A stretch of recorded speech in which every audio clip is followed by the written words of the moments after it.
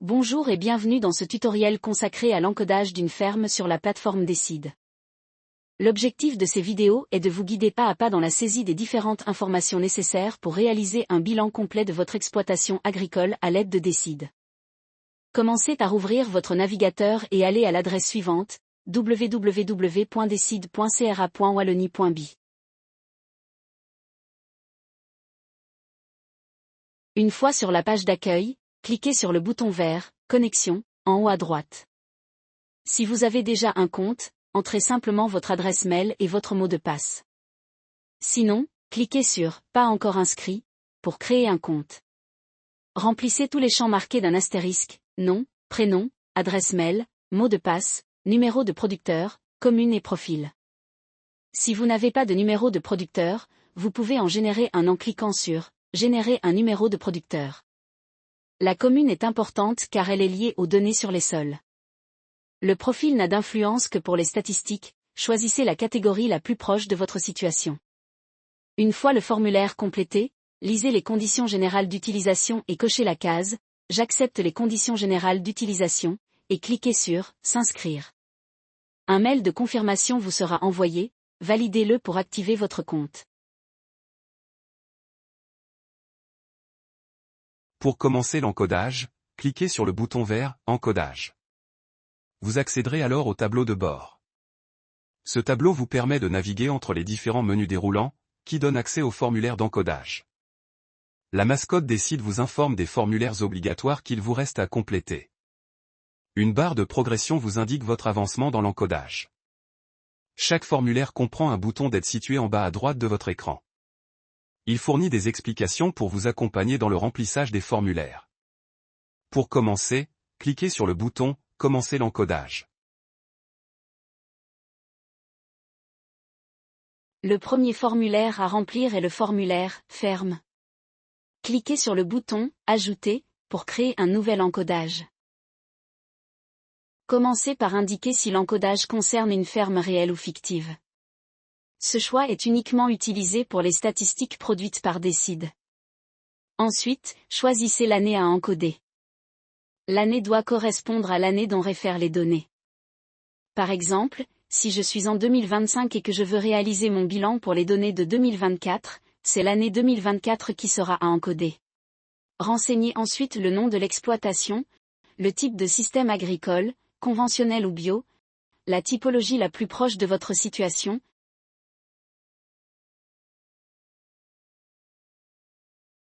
la quantité de main-d'œuvre ainsi que la consommation en eau.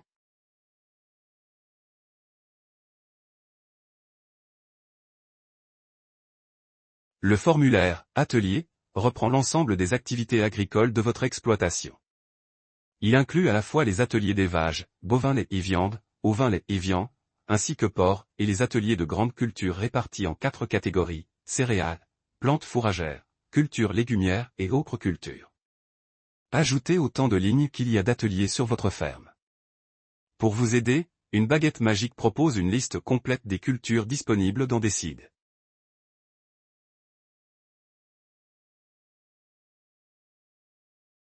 Dans le formulaire « Culture », toutes les cultures présentes sur l'exploitation doivent être encodées. Dans ce formulaire, il faut encoder les cultures, les surfaces, ainsi que les rendements, exprimés en tonnes de matière sèche par hectare. Afin d'avoir une idée des rendements moyens obtenus en Wallonie, la baguette magique propose les rendements moyens par culture. Il faut également remplir le champ concernant l'autoconsommation. Cela correspond au pourcentage des produits de cette culture qui est destiné à alimenter le bétail de l'exploitation. Les rendements et l'autoconsommation sont également demandés pour les sous-produits. Les sous-produits correspondent au deuxième produit qui peut être récolté pour une même culture. Par exemple, pour une céréale, le produit principal est le grain, et le sous-produit correspond à la paille. Le pourcentage de légumineuses est nécessaire pour les prairies et les cultures comprenant des légumineuses. Pour aider à compléter cette donnée, des photos sont disponibles via la baguette magique. Enfin, la colonne « Culture non exploitée » doit uniquement être complétée si vous possédez des terres que vous louez à une tierce personne et qui s'occupe de les entretenir durant l'année de location.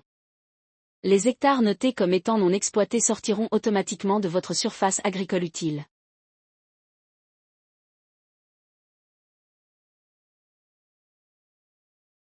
Le formulaire « Interculture » permet de prendre en compte les intercultures se trouvant sur l'exploitation. Les intercultures qui peuvent être encodées sont celles qui ont été implantées avant la culture principale. En effet, sur Decile, nous prenons toujours les données depuis la récolte du précédent jusqu'à la récolte de la culture principale. Il faut ensuite encoder la surface concernée, ainsi qu'au maximum les 5 espèces principales du mélange. Un rendement doit être estimé, vous avez le choix en faible, moyen ou élevé. Pour finir, il est nécessaire d'indiquer s'il y a eu de l'autoconsommation pour l'alimentation animale, ainsi que de spécifier si cette interculture a été pâturée par des ovins. Dans le formulaire, Technique culturale vous renseignez les différentes pratiques agricoles appliquées sur chaque culture. Indiquez si vous pratiquez le semi-direct, en cochant, oui ou non. Les surfaces en interculture seront automatiquement encodées sur base des données renseignées dans le formulaire « Interculture ».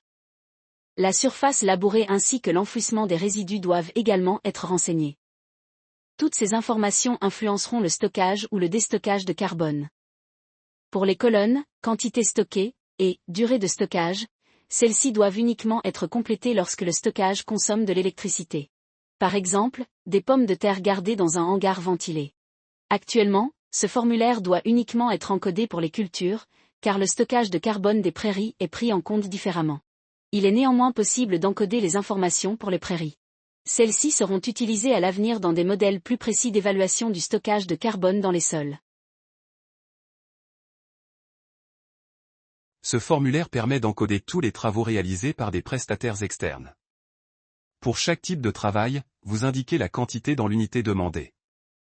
Un tableau de conversion intégré à l'outil, accessible via le bouton d'aide, vous aidera à passer facilement des heures de machine aux quantités de carburant et aux émissions associées. Decide utilise ensuite des moyennes issues de la base, MecaCost, pour calculer l'impact en termes de machine, de carburant consommé, et d'émissions liées à la combustion de ce carburant. Dans le formulaire « Cheptel bovin », vous devez indiquer toutes les catégories de bovins présents sur l'exploitation. Vous devez tout d'abord choisir l'atelier, notamment si votre exploitation comprend à la fois des bovins laitiers et des bovins viandeux. Ensuite, l'âge et la race des animaux seront demandés. Si vous sélectionnez « Autre race », il peut vous être demandé de la spécifier en commentaire. L'effectif moyen de chaque catégorie d'animaux est également requis.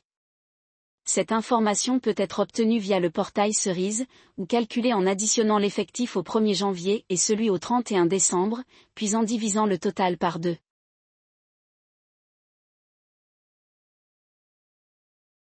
Dans tous les ateliers bovins encodés, il est indispensable d'indiquer l'âge au premier vélage en mois, le nombre de vaches ayant vélé, l'intervalle entre les vélages en jours, ainsi que le nombre de veaux par vache.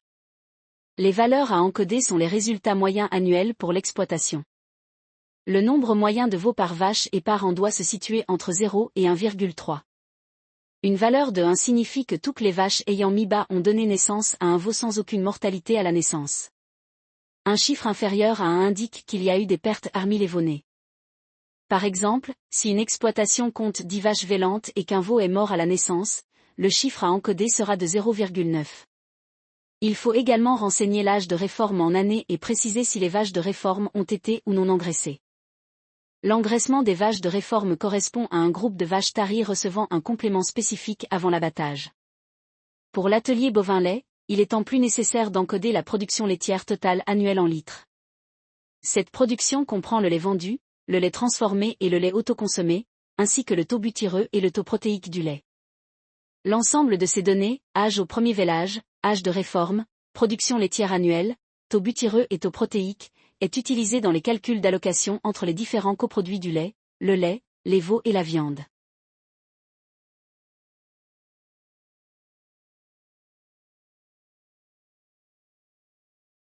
Dans le formulaire « Cheptel ovin », vous devez indiquer toutes les catégories d'ovins présentes sur l'exploitation. Commencez par choisir l'atelier, en distinguant s'il s'agit d'ovins laitiers ou viandeux. Pour chaque catégorie d'animaux, encodez l'âge, l'effectif moyen ainsi que le poids moyen. Des baguettes magiques sont disponibles pour vous aider à estimer ces données, en vous fournissant des explications et des valeurs moyennes de référence. Pour tous les ateliers ovins, il est nécessaire d'encoder le nom de la race ainsi que la part du troupeau représentée par cette race, avec la possibilité d'en encoder jusqu'à 3 différentes. Il faut également renseigner l'âge des brebis au premier agnelage, le nombre de brebis gestantes et le nombre d'agneaux nés. D'autres informations doivent être fournies, notamment le nombre de périodes de mise bas par an, l'âge moyen de réforme et l'âge moyen des agneaux au sevrage. Pour l'atelier ovin-lait, il faut également compléter la production annuelle totale de lait hors allaitement, la durée de traite, ainsi que les taux butyreux et protéiques moyens du lait et le nombre de lactations complètes. L'ensemble de ces données, âge au premier agnelage, âge moyen de réforme, production laitière annuelle, taux butyreux et taux protéiques, est utilisé dans les calculs d'allocation entre les différents coproduits du lait, le lait, les agneaux et la viande.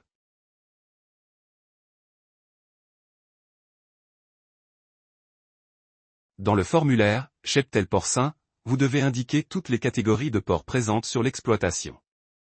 Pour chaque catégorie d'animaux, encodez l'effectif moyen annuel ainsi que la durée de présence de ces animaux dans l'exploitation.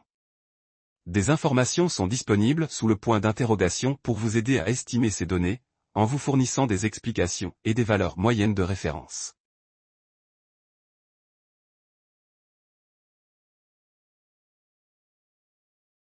Pour tous les ateliers porcins dans lesquels des truies productives sont présentes, élevage naisseur ou naisseur-engraisseur, il est demandé de renseigner le nombre de mises bas par an, la taille des portées, morts-nés inclus, ainsi que le nombre moyen de porcelets sevrés par portée. Il est également demandé de préciser le poids moyen et l'âge moyen des porcelets au sevrage. Dans le cas où des porcs d'engraissement sont présents, élevage engraisseur ou naisseur-engraisseur, ces deux dernières variables doivent être encodées ainsi que la durée moyenne d'engraissement des porcs charcutiers.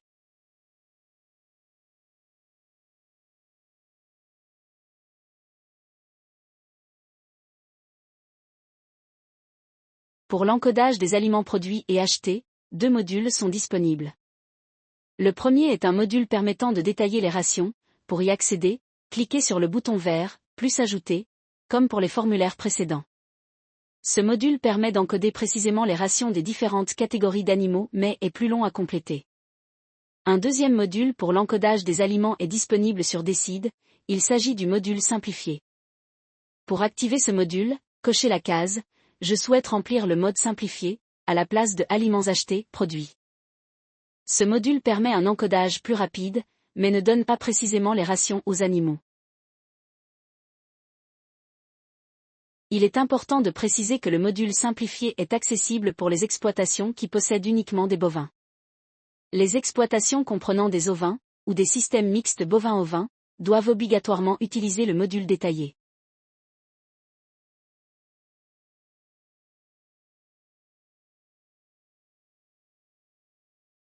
Pour compléter le module détaillé des aliments produits destinés aux bovins, vous devez, pour chaque catégorie d'animaux, indiquer de quelle culture provient l'aliment, ainsi que sous quelle forme de produit il a été distribué.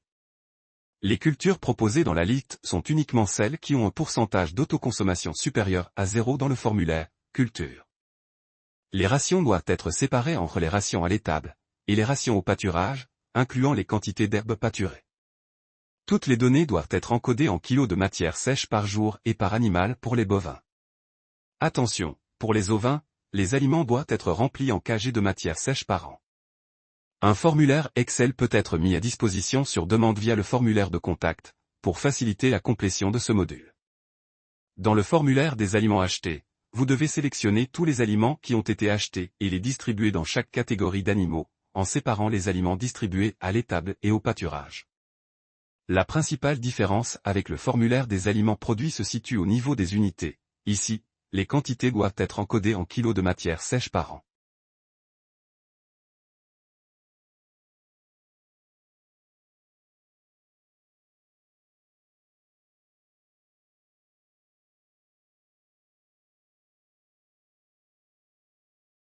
Le module simplifié d'alimentation est uniquement disponible pour les exploitations composées exclusivement de bovins. Si votre ferme comprend des ovins, ou un système mixte bovin-ovin, vous devez obligatoirement utiliser le module détaillé. Dans la section Aliments achetés, vous encodez le type d'aliment ainsi que la quantité achetée sur l'année, exprimée en tonnes de matière fraîche. La colonne stock de début permet d'indiquer les aliments achetés l'année précédente, mais consommés durant l'année en cours. La colonne stock de fin sert à noter les aliments achetés pendant l'année, mais pas encore utilisés. Dans la section Aliments produits, vous devez encoder tous les aliments indiqués comme autoconsommés dans le formulaire « Culture ». Il y a une exception pour les fourrages qui sont à encoder séparément, dans la partie prairie. Pour chaque culture autoconsommée, il faut spécifier le type d'aliment produit et indiquer la quantité consommée. Une valeur estimée est automatiquement proposée, basée sur les surfaces, rendements et pourcentage d'autoconsommation déjà renseignés dans le formulaire « Culture ». Les colonnes stock de début, stock de fin et quantité non valorisée dans l'alimentation sont facultatives, elles servent uniquement à affiner le calcul de la quantité consommée. Toutes ces données sont également exprimées en tonnes de matière fraîche par an. Concernant les fourrages autoconsommés, vous devez les encoder dans la partie prairie et indiquer le mode de fourrage ainsi que la quantité consommée en tonnes de matière fraîche par an. Pour le pâturage, il suffit simplement de sélectionner les prairies pâturées. Il n'est pas nécessaire d'encoder la quantité d'herbe consommée. Enfin, pour tous les aliments produits ou achetés l'année précédente mais distribués durant l'année en cours, vous avez la possibilité de les encoder dans la section stock des aliments supplémentaires.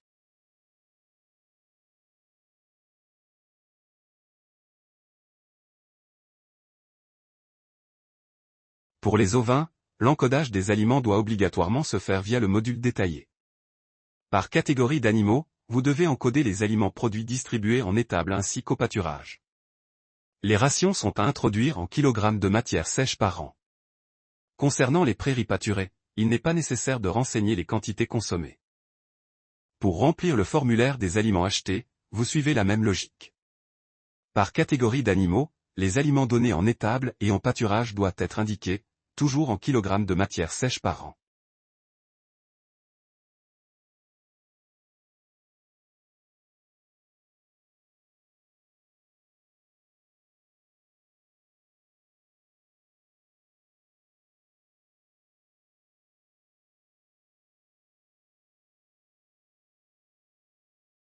Pour les porcs, l'encodage des aliments doit obligatoirement se faire via le module détaillé.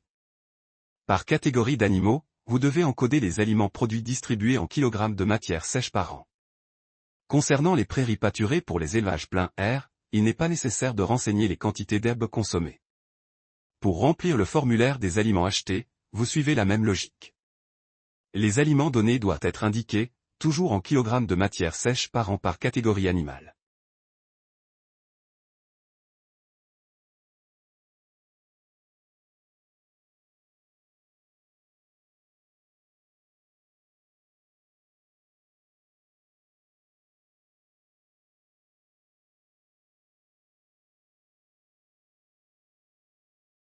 Dans le formulaire, des logements bovins, chaque catégorie de bovins encodée dans le cheptel doit être associée à un type de logement. Le logement choisi a une influence directe sur la nature des engrais organiques produits. Selon le mode sélectionné, il pourra s'agir de fumier mou ou de lisier.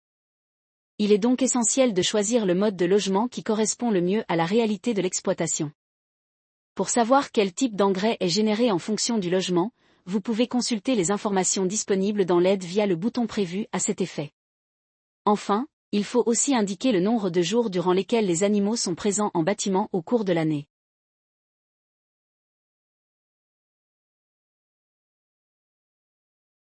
Le formulaire des logements pour les ovins est divisé en deux parties, un premier formulaire pour les ovins viandeux et un autre formulaire pour les ovins laitiers.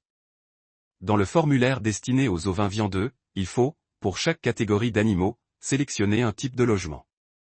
Ensuite, il faut répartir les effectifs en lots et indiquer pour chacun le nombre d'animaux, la durée passée en bâtiment et le temps passé au pâturage. Il est possible d'encoder jusqu'à 3 lots différents. Pour le formulaire des ovins laitiers, le principe est similaire. Il faut encoder un type de logement pour chaque catégorie d'animaux, puis répartir les animaux par lot. Pour chaque lot, il faut préciser le nombre d'individus, le nombre de jours passés intégralement en bâtiment, le nombre de jours passés au pâturage, ainsi que le nombre moyen d'heures de pâturage par jour. Ici aussi, jusqu'à 3 lots peuvent être encodés.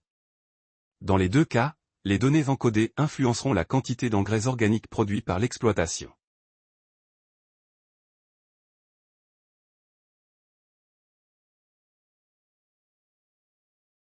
Dans le formulaire, des logements porcins, chaque catégorie de porcs encodés dans le cheptel doit être associée à un type de logement. Attention, pour les truies productives, il est demandé de différencier les truies gestantes des truies allaitantes, qu'on retrouve dans la maternité avec les porcelets non sevrés. Pour chaque catégorie d'animaux, indiquez le nombre de places disponibles dans le bâtiment associé ainsi que la proportion d'animaux concernés par ce logement. Par exemple, si vous élevez 800 porcelets en post-sevrage dans 2 bâtiments différents, il est nécessaire d'encoder les 2 bâtiments. La proportion d'animaux concernés par ce logement correspond au nombre de places dans ce bâtiment divisé par le nombre de places totales des 2 bâtiments pour les porcelets en post-sevrage. Précisez également si les animaux ont accès à une courette extérieure et le cas échéant, la proportion du temps qu'ils passent à l'intérieur du bâtiment. Si vos animaux sont logés sur du caillebotis, renseignez la modalité de gestion des déjections, la gestion de l'ambiance, le type de traitement de l'air et le type d'alimentation et d'abreuvoir.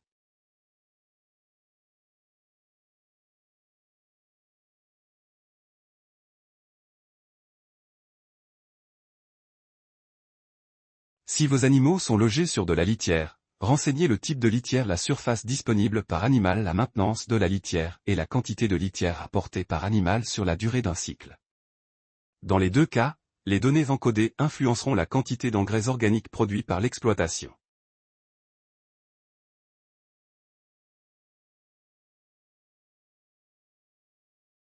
Pâturage des intercultures et des surfaces extérieures à l'exploitation est exclusivement réservé aux ovins. Il permet d'encoder l'ensemble des surfaces pâturées par les moutons, qu'il s'agisse d'intercultures ou de surfaces situées en dehors de l'exploitation. La première étape consiste à sélectionner la catégorie de surfaces pâturées. Vous pouvez encoder des autres surfaces hors exploitation, des intercultures dans l'exploitation, des intercultures hors exploitation ou encore des prairies hors exploitation. Si vous optez pour une interculture dans l'exploitation, vous devrez préciser laquelle en la sélectionnant parmi celles déjà encodées dans le formulaire « Interculture ». Ensuite, il convient de compléter les informations suivantes, la superficie concernée en hectares, le nombre de jours de pâturage, la catégorie animale, ainsi que le nombre d'animaux. Toutes les surfaces pâturées par les ovins, même temporairement, doivent être déclarées dans ce formulaire.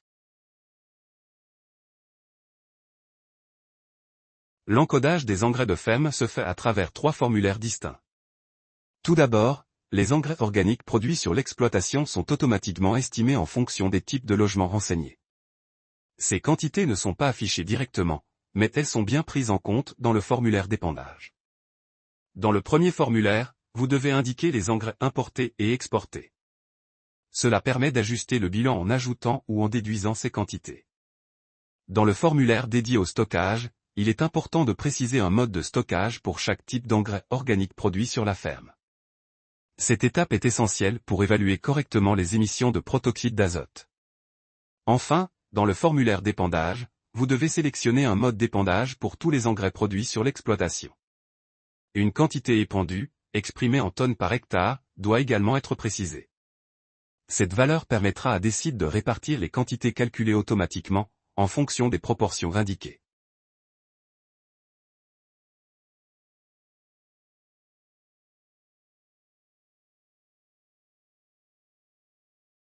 Le formulaire « Énergie » dispose d'un menu déroulant permettant de choisir la « source d'énergie ». Cette première sélection influence les choix du menu déroulant pour elle, énergie utilisée. Vous pouvez encoder les quantités d'énergie consommées sur votre ferme, il faut préciser si les compteurs sont distincts pour l'atelier hors sol. Si oui, renseignez les valeurs distinctes.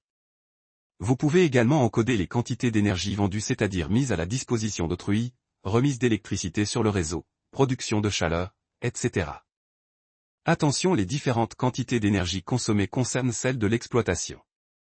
Il faut donc retirer les consommations de l'habitation ou d'éventuels ateliers de transformation ou encore d'activités annexes, exemple, transport, travaux pour tiers, qui ne sont pas liés à la production de la ferme. Les consommations de carburant liées aux travaux effectués par tiers ne doivent pas être renseignées ici, elles sont prises en compte plus loin. Si les consommations d'énergie fossile de votre ménage sont comprises dans les consommations de votre exploitation, il faut les soustraire. Une fois que tous les formulaires ont été complétés, rendez-vous sur le tableau de bord. Si l'ensemble des formulaires obligatoires a bien été rempli, un bouton intitulé « Calculer et voir mon bilan » apparaîtra. Cliquez dessus pour accéder à votre bilan. Après validation, il reste tout à fait possible de modifier vos données et de recalculer le bilan. Pour cela, il suffit de mettre à jour les informations dans le ou les formulaires concernés, puis de revenir sur le tableau de bord pour relancer le calcul du bilan.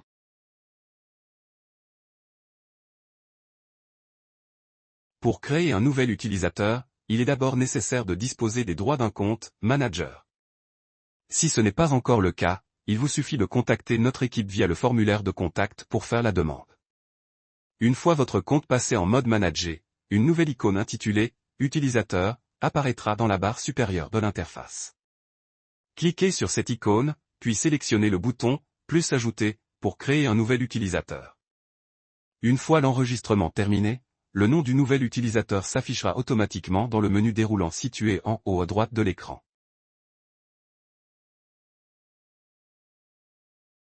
Pour créer une nouvelle année pour une ferme, rendez-vous dans le formulaire « Ferme », puis cliquez sur le bouton « Plus ajouter ». Remplissez les informations demandées, puis validez le formulaire. Une fois cette étape complétée, la nouvelle année sera automatiquement ajoutée au menu déroulant situé en haut à droite de l'écran. Après avoir généré un bilan sur Décide, vous avez la possibilité de créer une simulation de votre ferme. Cette fonctionnalité permet de copier l'ensemble des données existantes afin d'y apporter des modifications sans altérer l'encodage d'origine. Pour créer une simulation, cliquez simplement sur le bouton « Créer une copie de l'exploitation active ».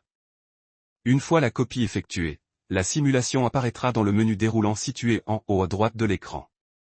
Il est également possible de copier les données d'une ferme pour les appliquer à une nouvelle année. Cette option est particulièrement utile pour établir un nouveau bilan en repartant des données d'une année précédente. Pour cela, utilisez la fonctionnalité « Copier cette ferme pour l'année », puis saisissez l'année souhaitée. La nouvelle année s'affichera ensuite dans le menu déroulant en haut à droite. Enfin, Décide vous permet d'exporter l'ensemble des données encodées sous forme de fichier CSV. Pour cela, cliquez sur le bouton « Exporter », puis sélectionnez l'option « Exporter en CSV ».